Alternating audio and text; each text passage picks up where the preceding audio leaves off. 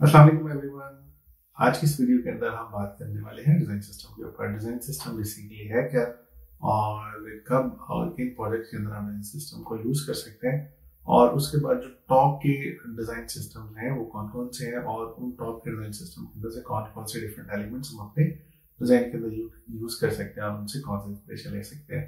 तो ये सब कुछ जानने के लिए आज की वीडियो हम स्टार्ट करते हैं।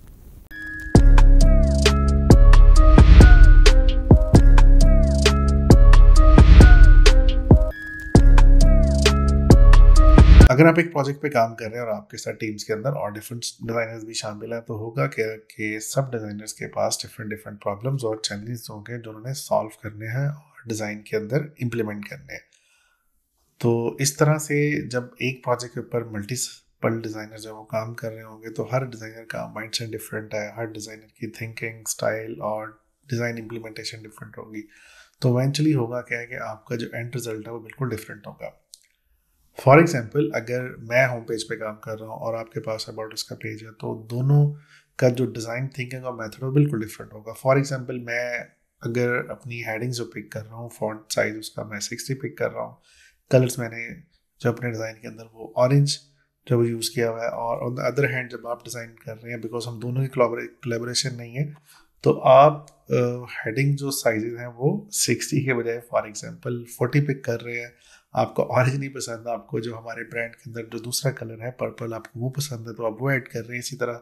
अगर मैं बटन का रेडियस है वो 10 पिक्सल ऐड कर रहा हूँ, लेकिन आप 10 के बजाय आपको 6 पसंद है, तो आप 6 ऐड कर रहे हैं। तो इवेंचुअली होगा ये कि जब हमारी एंड रिजल्ट जो प्रोडक्ट बनेगी और उसके बाद हमारी वेबसाइट पे लाइव जाएगी, तो उसका एक बहुत बड़ा डिजास्टर ये होगा कि यूज़र को कुछ समझ नहीं आएगी कि हेडिंग्स कौन सी हैं। सब पेजेस पे स्टाइल्स डिफरेंट है, और उसके बाद जो बाकी इनर पेजेस हैं उन पे स्टाइल डिफरेंट है। कहीं पे बटन ऑरेंज है, कहीं पे पर्पल है, कहीं पे हेडिंग साइज डिफरेंट है, कहीं पे आप कह लें कि पैराग्राफ इन्फॉर्मेशन डिफरेंट है, लिंक स्टाइल डिफरेंट है। तो इवेंचुअली हमारा एक बहुत ही बुरा यूज़र एक्सपीरियंस क्रिएट होगा।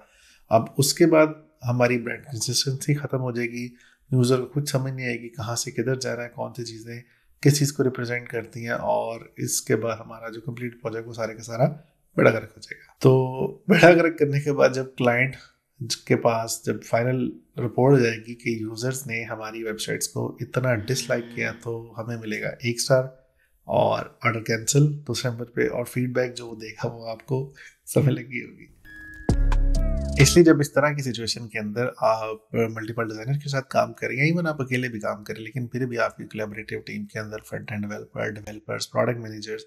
और डिफरेंट स्टेक होल्डर्स आपके साथ टीम के अंदर ऐड होते हैं, तो इस तरह की तमाम कन्फ्यूजन्स को, तमाम आप कह लें ब्रांड इनकन्सिस्टेंसी को ख़त्म करने के लिए हम क्या करते हैं, एक डिज़ाइन सिस्टम क्रिएट करते हैं, ताकि हर पेज पे हेडिंग्स, फॉन्ट्स, कलर, बटन सब कुछ एक प्रॉपर वे के साथ डिज़ाइन हो, और हर पेज पे हम same headings, same colour, same size apply कर रहे हो। इतनी भी बड़ी बड़ी कंपनी है, for example Android, Apple, Shopify और बहुत सारे प्लेटफॉर्म जिन्होंने अपने अपने जो है वो डिज़ाइन सिस्टम डेवलप किए हुए हैं। अब उनको डिज़ाइन सिस्टम डेवलप करने की क्या ज़रूरत है, उसकी एक सबसे बड़ी रीज़न ये है कि वो हमारी तरह एज सोलो फ्रीलांसर काम नहीं करते। उनकी टीम्स बहुत बड़ी हैं, और ना सिर्फ उन्होंने अपनी खुद की प्रोडक्ट्स डेवलप की हैं, बल्कि प्लेटफॉर्म ऐसा दिया हुआ है कि बाकी लोग जैसे यूज़र्स हैं, डेवलपर्स हैं, वो आकर अपनी एप्लीकेशन, वेबसाइट, थीम्स और बहुत सारे डिज़ाइन जो है वो आप इन प्लेटफॉर्म के ऊपर आके सबमिट करवाते हैं और उनको सेल करते हैं। तो इसलिए उन्होंने ना सिर्फ अपने लिए प्रॉपर गाइडलाइंस बनाई हुई डिज़ाइन सिस्टम की, साथ ही साथ जो डेवलपर्स या वो लोग जिन्होंने अपनी प्रोडक्ट्स उनके प्लेटफॉर्म पे सेल करनी है, उनको भी प्रॉपर डिज़ाइन सिस्टम बना के दिया हुआ है कि अगर आप हमारे सिस्टम के ऊपर कोई भी एप्लीकेशन, वेबसाइट या थीम बनाना चाहते हैं, तो इन गाइडलाइंस को फॉलो कीजिए, ताकि यूज़र है उसको इनकन्सिस्टेंट चीज़ें ना मिले। ये ना हो कि एक डिज़ाइन के अंदर फॉन्ट साइज़ या एलिमेंट्स या प्लेसिंग कंटेंट की कहाँ जा रही है और दूसरे डिज़ाइन में बिल्कुल डिफरेंट जा रही है, और किसी में इतने गंदे और पैथेटिक फॉन्ट यूज़ किए हुए हैं, और कलर्स, शेडोज इतने बुरे हैं कि यूज़र परेशान है कि कौन सी थीम पिक करें और कौन सी थीम या कौन सा डिज़ाइन या कौन सी एप्लीकेशन इंस्टॉल करें। तो इसलिए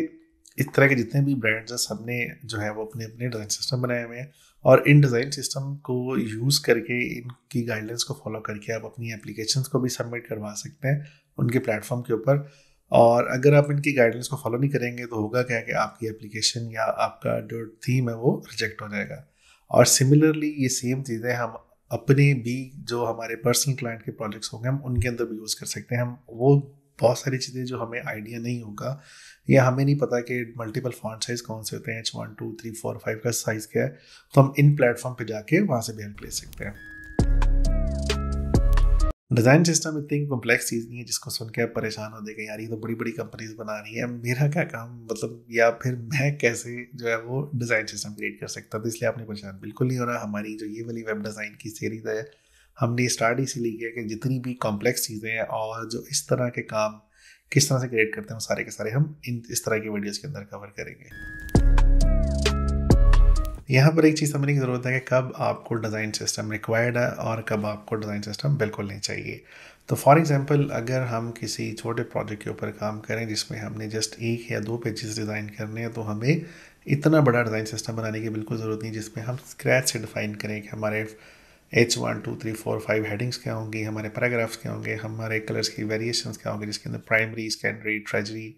न्यूट्रल कलर्स कौन से होंगे, और उसके बाद हमें फॉर्म्स, इनपुट्स, लेबल्स, बटन्स, और उसके बाद warning states, error buttons, success message, ये सारी चीज़ें हमें डिज़ाइन करने की बिल्कुल ज़रूरत नहीं है।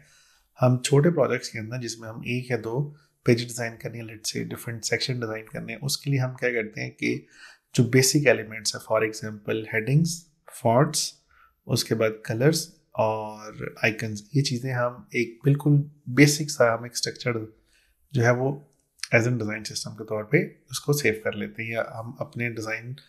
के अंदर ऐड कर लेते हैं, ताकि जब सेम क्लाइंट का सेम प्रोजेक्ट के ऊपर नेक्स्ट जब हम काम करेंगे किसी पेज के ऊपर या किसी सेक्शन के ऊपर, तो हम वो सारे के सारे एलिमेंट्स वहाँ से देख हम चीज़ें मेमोराइज कर सकते हैं, और अगली दफ़ा जब डिज़ाइन आएगा तो हम डिफरेंट वेरिएशंस नहीं क्रिएट कर रहे होंगे। अगर आपका क्लाइंट आपसे एंड्रॉइड प्ले स्टोर के लिए अपनी एप्लीकेशन डिज़ाइन करवाना चाह रहे हैं, तो आई वुड रिकमेंड कि आप गूगल मटेरियल डिज़ाइन को फॉलो करें, बिकॉज गूगल का जो मटेरियल डिज़ाइन है वो अपनी सिंप्लिसिटी ऑफ नेविगेशन और स्पेसिंग इस वजह से बहुत ज़्यादा मशहूर है। और ये गूगल ने 2014 में इंट्रोड्यूस करवाया था ताकि उनकी जितनी भी एंड्रॉइड बेस्ड डिवाइसेज है सब पे सेम डिज़ाइन कंसिस्टेंसी हो और साथ ही साथ सेम डिज़ाइन रूल्स अप्लाई हो सके। और ये सेम रूल्स अब सारे डेवलपर्स के ऊपर अप्लाई होते हैं कि वो लोग जो अपनी एप्लीकेशन को प्ले स्टोर के ऊपर लॉन्च करना चाह रहे हैं, तो उनको ये सारी की सारी गाइडलाइंस एग्जैक्टली फॉलो करनी पड़ती हैं। और अगर आप ये गाइडलाइन फॉलो नहीं करते तो प्ले स्टोर आपकी एप्लीकेशन को रिजेक्ट कर देता है। एप्पल की जो कमाल बात है, उनकी एक अच्छी खासी यूज़र एक्सपीरियंस के ऊपर रिसर्च है। इवन अगर आप apple.com पे भी जाएं तो उनके जो डिज़ाइन हैं वो इतने परफेक्टली और दूसरा एस्थेटिकली डिज़ाइन किए हुए, प्रॉपर ब्रीदिंग स्पेस रखी गई हुई है, इमेज टेक्स्ट को इस तरह प्रेजेंट किया जाता है कि यूज़र इतनी ज़्यादा इन्फॉर्मेशन देखते हुए कहीं बोर ना हो जाए। तो सेम काम उन्होंने अपने आईफोन्स के अंदर और जो भी उनकी आईफोन की एप्लीकेशन हैं उनके लिए प्रॉपर ये ह्यूमन इंटरफेस गाइडलाइन जो है वो सिस्टम डिज़ाइन किया हुआ है। तो अगर आप आईफोन के लिए अपने क्लाइंट्स के लिए या इवन अपने लिए भी कोई एप्लीकेशन डिज़ाइन करना चाह रहे थे, आई वुड रिकमेंड कि आप ह्यूमन इंटरफेस डिज़ाइन सिस्टम को जाके लाजमी पढ़ें, और साथ ही साथ आपको वहाँ पे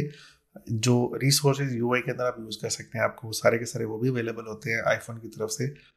और उसके साथ आपको प्रैक्टिकल इन्फॉर्मेशन बहुत सारी मिल जाएगी। अब हम बात करते हैं हमारी ऑल टाइम फेवरेट माइक्रोसॉफ्ट की, जिसकी जो है हमारी ऑल टाइम फेमस विंडोज़ जो हम यूज़ कर रहे होते हैं, और साथ ही साथ स्पेशल थैंक्स इंटरनेट एक्सप्लोरर का, जो कि हमारे गूगल क्रोम को डाउनलोड करने का काम आता है। तो आप इसका भी डिज़ाइन सिस्टम आप यूज़ कर सकते हैं, और इसका डिज़ाइन सिस्टम हमें जो है वो हेल्पफुल करता है कि अगर आप कोई डेस्कटॉप एप्लीकेशन पे काम कर रहे हैं या फिर आप डिफरेंट डैशबोर्ड्स पे काम कर रहे हैं, और सिमिलरली आप इसको डिफरेंट प्रोजेक्ट्स पे भी ऊपर यूज़ कर सकते हैं, जिसमें हमें ये हेल्पफुल होगा। आप इजीली इनके colours combination, iconography, layout option, typography अपने डिज़ाइन के अंदर यूज़ कर सकते हैं। एटलासियन डिज़ाइन सिस्टम जो है एक स्ट्रेट फॉरवर्ड और ब्यूटीफुल डिज़ाइन सिस्टम है, और इसके अंदर आपको यूआई से रिलेवेंट ईच एंड एवरीथिंग, आपको जितने भी एस्पेक्ट हैं वो सारे के सारे उन्होंने कवर किए हुए हैं, और इतने सटल और एस्थेटिकली आप कह लें वेल मैनर्ड डिज़ाइन जो चीज़ें इन्होंने यूज़ की हुई है, और इसको आप अपने किसी भी वेबसाइट के डिज़ाइन के प्रोजेक्ट के अंदर ईजिली यूज़ कर सकते हैं। अगर आपका ऑनलाइन स्टोर है या फिर किसी क्लाइंट ने आपसे ऑनलाइन शॉपिंग स्टोर बनवाना चाह रहे हैं, और इन अदर सिनेरियो अगर आप भी किसी ऐसे अमेज़न का मंजन बेचने वाले की बातों में आकर अपना खुद का स्टोर खोलने लगे हैं, तो आई वुड रिकमेंड कि आप शॉपिफाई का पोलरिस डिज़ाइन सिस्टम यूज़ करें, बिकॉज एज ए न्यू भी बहुत सारी ऐसी चीज़ें हैं जिसका आपको नहीं आइडिया होगा कि जो हमारी प्रोडक्ट इमेज है उसका क्या साइज़ होना चाहिए, लिस्टिंग के अंदर हम उसको किस तरह से रखें, जब डिटेल पेज आएगा तो इमेज का साइज़ क्या होगा, फीचर्ड इमेज के अंदर हमारी जो प्रोडक्ट उसका साइज़ क्या होगा, फिर उसके बाद पेजिनेशन, लिस्टिंग, आइकन्स, कैटेगरीज और बहुत सारी ऐसी चीज़ें हैं जिसको आप इस डिज़ाइन सिस्टम को फॉलो करते हुए वो सारी की सारी जो मिस्टेक्स एज ए न्यू भी या बिगिनर के तौर पे आप करेंगे वो सब की सब मिस्टेक को आप अवॉइड कर सकते हैं। लेकिन शॉपिफाई को फॉलो करके आप सिर्फ डिज़ाइन मिस्टेक्स को अवॉइड कर सकते हैं। जो आपने मंजिल लिया था अमेजोन वाला उसका कुछ नहीं हो सकता। मेलचिम्प का जिनको नहीं पता मैं उनको थोड़ा सा बता दूं। मेलचिम्प बेसिकली आप कह लें कि एक ऑनलाइन प्लेटफॉर्म है जहां पर मेलचिम्प वाले आप अगर मैसिव किस्म की मार्केटिंग करना चाह रहे हैं, ईमेल मार्केटिंग, अपनी किसी भी प्रोडक्ट की इंफॉर्मेशन या अपनी न्यूज़लेटर, इस तरह की बहुत सारी चीज़ें आप डिफरेंट क्लाइंट्स को, कस्टमर्स को भेजना चाह रहे हैं, तो मेलचिम्प आपको उस ईमेल लिस्ट को सेंड करने में हेल्प करता है और आपकी ईमेल स्पैम में मिली जाती, वाइट लिस्टेड ईमेल प्रोवाइड करता है। और एट द सेम टाइम वो क्या कहते हैं कि जो ईमेल्स आप सेंड करते हैं उसकी फ्री में भी और पेड भी टेम्पलेट्स अवेलेबल है जिनको आप यूज़ करके आप एक प्रॉपर ईमेल कैंपेन रन कर सकते हैं। और जब आप वो ईमेल टेम्पलेट्स डिज़ाइन करेंगे तो ऑफकोर्स आपको एक गाइडलाइंस की ज़रूरत है। वो मेलचिम्प ने एक प्रॉपर एक गाइडलाइन सिस्टम बनाया हुआ है कि आप उन सिस्टम और उन गाइडलाइंस को फॉलो करते हुए प्रॉपर अपनी एक ईमेल टेम्पलेट डिज़ाइन कर सकते हैं। और ये सिर्फ ईमेल टेम्पलेट के लिए नहीं है, आप चाहें तो अपने रेगुलर वेब डिज़ाइन के अंदर भी इनका सिस्टम यूज़ कर सकते हैं। हम थोड़ी टेक्निकल और एडवांस बातें करते हैं सेल्सफोर्स के बारे में। Salesforce basically cloud based CRM software है और ये डिफरेंट कंपनीज को सॉफ्टवेयर और ऑपरेशंस रन करने में हेल्प करता है